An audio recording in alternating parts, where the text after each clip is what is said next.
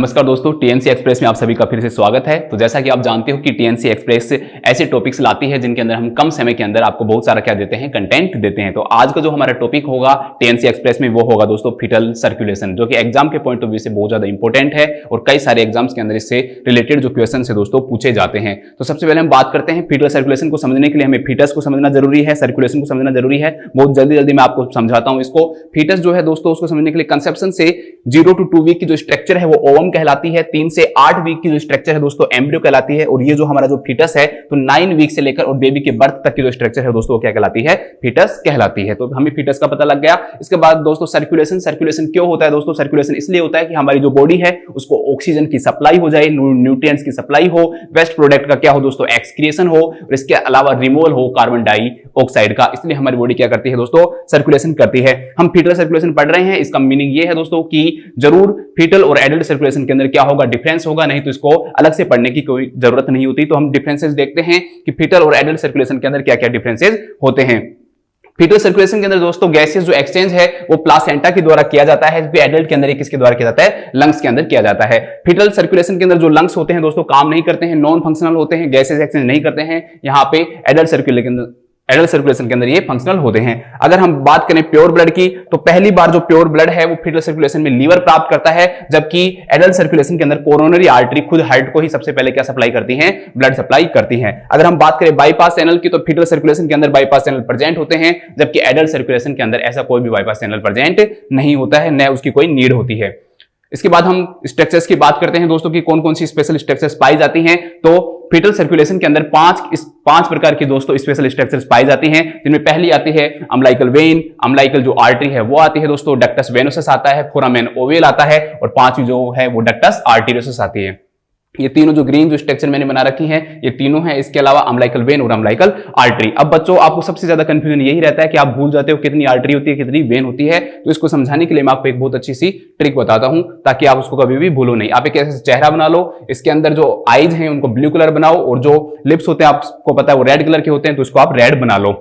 इससे क्या होगा दोस्तों, आपको पता लगेगा कि V फॉर वेन, तो एक अम्लाइकल वेन होती है और दो क्या होती है दोस्तों, अम्लाइकल आर्टरी होती है। तो आप इसके कलर से समझ सकते हो कि ये ब्लू कलर है, तो अम्लाइकल आर्टरी के अंदर जो ब्लड होगा वो डीऑक्सीजनेटेड होगा, जबकि अम्लाइकल वेन के अंदर जो ब्लड होगा वो ऑक्सीजनेटेड ब्लड होगा। इसके बाद हम बात करते हैं दोस्तों, कई बार एग्जाम में पूछ ले जाता है, एक्चुअली में जो 4 मंथ तक दोनों ही चीजें दो होती हैं, अम्लाइकल आर्टरी भी 2 होती है, अम्लाइकल वेन भी 2 होती है। तो 2 अम्लाइकल वेन होंगी तो राइट और लेफ्ट होगी। बाद में हमने बात किया कि एक ही होती है, एक गायब होती होगी दोस्तों, तो ध्यान रखना राइट क्या हो जाती है, डिसअपियर हो जाती है, तो कौन सी बचती है, लेफ्ट बचती है। अब आप इसको भूल जाते हो, कैसे याद रखोगे, लेफ्ट इज लेफ्ट की लेफ्ट ही बचती है, तो इसको आप कभी भी क्या भूलोगे नहीं। इसके बाद हम आते हैं दोस्तों नेक्स्ट स्ट्रक्चर के ऊपर, और अभी हम सर्कुलेशन को आगे पढ़ते हैं।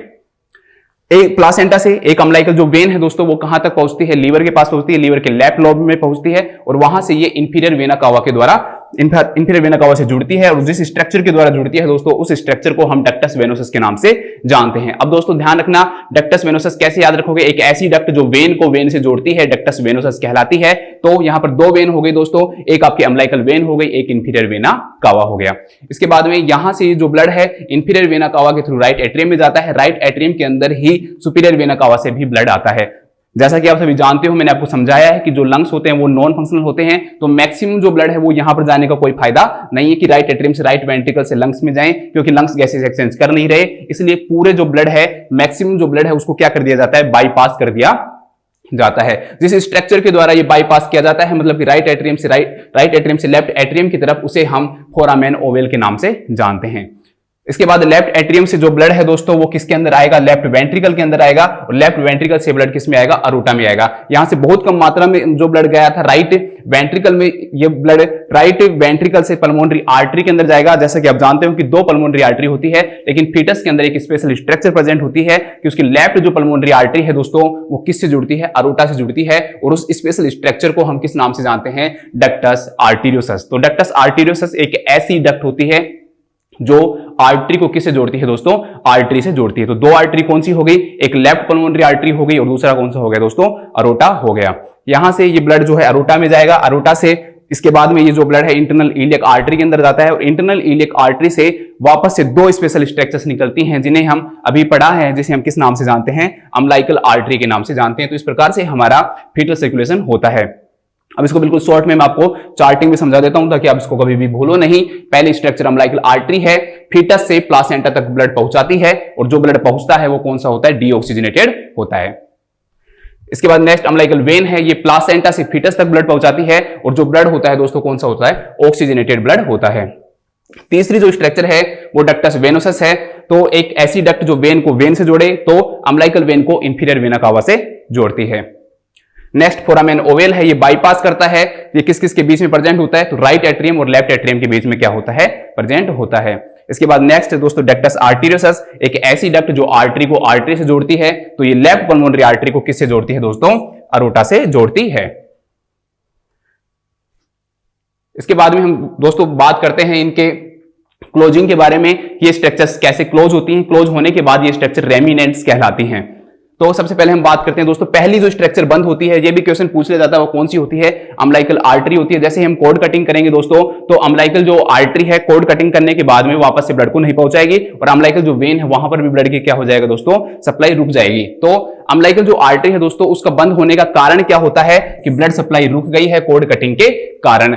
तो अम्बिलिकल आर्टरी दोस्तों ऐसे तो है नहीं कि एकदम से खत्म हो जाएगी, तो उसे एनाटॉमिकली क्लोज होने में थोड़ा टाइम लगेगा। जो टाइम लगता है वो 2 to 3 मंथ लगता है और जिस स्ट्रक्चर के अंदर ये बदलती है वो उसका नाम है दोस्तों LUL, lateral umbilical ligament. LUL से आप इसको याद रख सकते हो। इसके बाद हम बात करते हैं नेक्स्ट अम्बिलिकल वेन की। अम्बिलिकल वेन जिस स्ट्रक्चर में चेंज होती है, जिस रेमिनेंट में चेंज होती है, उसका नाम है दोस्तों लिगामेंटम टीरस। इसका भी क्या कारण है, कोड कटिंग करेंगे दोस्तों, जैसे ही आपको थोड़ा सा समझा देता हूं।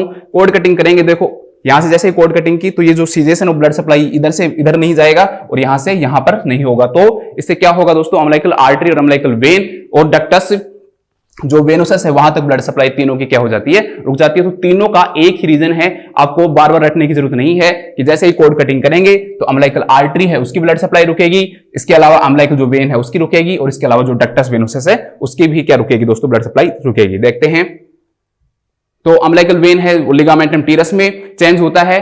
कारण क्या है, वही ब्लड सप्लाई का रुकना और टाइम पीरियड जो लगता है वो 2 to 3 मंथ लगता है। इसके बाद दोस्तों फोरामेन जो ओवेल है, फोरामेन ओवेल जिस स्ट्रक्चर में चेंज होता है उसका नाम फोसा ओवेलिस है। इसका रीजन क्या होता है दोस्तों, जैसे ही लंग्स काम करना क्या कर देते हैं, स्टार्ट कर देते हैं, तो लंग्स के काम करने के कारण क्या होगा, यहां से ब्लड जो है वो ज्यादा राइट एट्रियम से, राइट वेंट्रिकल में जब ब्लड ज्यादा मात्रा में आएगा तो लेफ्ट एट्रियम के अंदर जो ब्लड है उसकी क्वांटिटी बढ़ जाएगी और क्वांटिटी बढ़ने के कारण लेफ्ट एट्रियम का जो प्रेशर है वो राइट एट्रियम से क्या हो जाएगा, ज्यादा हो जाएगा, जो कि क्या करता है, फोरामेन ओवेल को बंद करने का क्या करता है, काम करता है। इसके बाद हम देखते हैं दोस्तों नेक्स्ट स्ट्रक्चर है आपकी डक्टस आर्टेरियोसस। तो डक्टस आर्टेरियोसस लिगामेंटम आर्टेरियोसस में क्या होती है, चेंज होती है। इसके 3 बड़े रीजन होते हैं दोस्तों। लंग्स के काम करने के कारण ऑक्सीजन की जो कंसंट्रेशन है वो बढ़ जाती है। इसके अलावा लंग्स जो है वो ब्रेडिकाइनिन का सीक्रेशन इंक्रीज कर देता है और प्रोस्टाग्लैंडिन E2 का सीक्रेशन कम होने लग जाता है। इसको बंद होने में 1 से 3 महीने चाहिए होते हैं। इसके बाद नेक्स्ट जो स्ट्रक्चर है वो है डक्टस वेनोसस। ये लिगामेंटम वेनोसम में चेंज होती है। इसका भी रीजन क्या होता है, सीजेशन ऑफ ब्लड सप्लाई होता है और जो टाइम पीरियड लगता है वो 2 से 3 वीक लगता है। इसके बाद दोस्तों हम इसके एमसीक्यूज देखते हैं। तो हमारे सामने क्वेश्चन है, oxygenated blood enters the fetal circulation from umbilical vein via the. तो दोस्तों जैसे कि मैंने आपको बताया था कि डक्टस वेनोसस के थ्रू क्या होता है, जो अम्बिलिकल वेन का जो ब्लड है वो किसके अंदर, इंफीरियर वेना कावा के अंदर क्या करता है, एंटर करता है। तो इसका आंसर हो जाएगा डक्टस वेनोसस। इसके बाद हम देखते हैं next question, ductus venosus is a bypass between. कि डक्टस वेनोसस जो है वो किस किस के बीच में बाईपास होता है दोस्तों। तो मैंने आपको अच्छे से बताया हुआ है कि वेन को वेन से जोड़ता है। तो अम्बिलिकल वेन जो है उसको बड़ी वेन इंफीरियर वेना कावा से जोड़ेगा ये। तो umbilical when and portal vein नहीं आएगा, अम्बिलिकल आर्टरी अम्बिलिकल वेन नहीं आएगा, umbilical when and inferior vena cava इसका क्या हो जाएगा, राइट आंसर हो जाएगा। इसके बाद हम देखते हैं next question, all are following different anatomical structures of fetal circulation except. मतलब हमें ये ढूंढनी है कि कौन सी जो है वो नहीं है। मैंने आपको जो स्पेशल स्ट्रक्चर्स जो बताई थी उनमें से कौन सी स्पेशल स्ट्रक्चर्स में नहीं है। तो डक्टस वेनोसस है दोस्तों, फोरामेन ओवेल भी है, डक्टस जो आर्टेरियोसस है वो भी है, अम्बिलिकल आर्टरी है और अम्बिलिकल वेन है, सेप्टम सेकेंडम नहीं है। सेप्टम जो सेकेंडम है वो एक्चुअली में क्या होता है, जो फोरामेन जो ओवेल है उसको बनाने में क्या करता है, हेल्प करता है, लेकिन खुद एक स्पेशल स्ट्रक्चर नहीं होता। इसके बाद हम देखते हैं next, which among the following vessel contain highest oxygen concentration in fetal circulation. दोस्तों ध्यान रखना, कि जैसे जैसे जो फीटल सर्कुलेशन में एंटर करेंगे तो वैसे वैसे क्या होगा कि जो ऑक्सीजन की जो सैचुरेशन है वो क्या होती जाएगी, कम होती जाएगी, क्योंकि प्लासेंटा ने जो ब्लड है उसको क्या किया था, उसको ऑक्सीजनेट किया था। तो अम्लाइकल वेन जो है वो सबसे पहले है तो उसके अंदर सबसे ज्यादा होगा, फिर अम्लाइकल वेन से जो डक्टस वेनोसस है वहां तक होगा, फिर धीरे धीरे क्या होता जाएगा, कम होता जाएगा दोस्तों। तो इसके अंदर देखो अम्लाइकल जो वेन है उसके अंदर क्या होगी, सबसे ज्यादा कंसंट्रेशन पाई जाएगी। अम्लाइकल वेन के अंदर ऑक्सीजन की जो कंसंट्रेशन है वो क्या पाई जाएगी दोस्तों, हाईएस्ट पाई जाएगी। इसके बाद है नेक्स्ट क्वेश्चन कि अम्लाइकल कोड है वो क्या कंटेन करता है, तो वो आपको हमेशा ये चेहरा आपको याद रखना है। मैंने आपको समझा दिया कि क्या कंटेन करता है। अगर आपको ये नहीं दे रखा कि 4 महीने से पहले, तो डायरेक्टली पूछ रहा है कि टर्म के ऊपर क्या होता है, तो टर्म के ऊपर क्या होता है दोस्तों, 2 आर्टरी होती है और एक क्या होता है, वेन होता है। तो 2 आर्टरी एंड 1 वेन, इसका क्या हो जाएगा, राइट आंसर हो जाएगा। इसके बाद दोस्तों नेक्स्ट क्वेश्चन है कि the part of fetal circulation which becomes fossa ovalis after birth. और इस क्वेश्चन का आंसर आप सभी कमेंट के अंदर दीजिए। बहुत ही सिंपल क्वेश्चन है। आप लोग अगर आपने वीडियो अच्छे से देखी है तो आप इसका आंसर क्या बता दोगे, आसानी से बता दोगे। तो सभी दोस्त अपना ध्यान रखें, स्वस्थ रहें और अगली जो टीएनसी एक्सप्रेस है उसमें हम मिलते हैं। Thank you so much.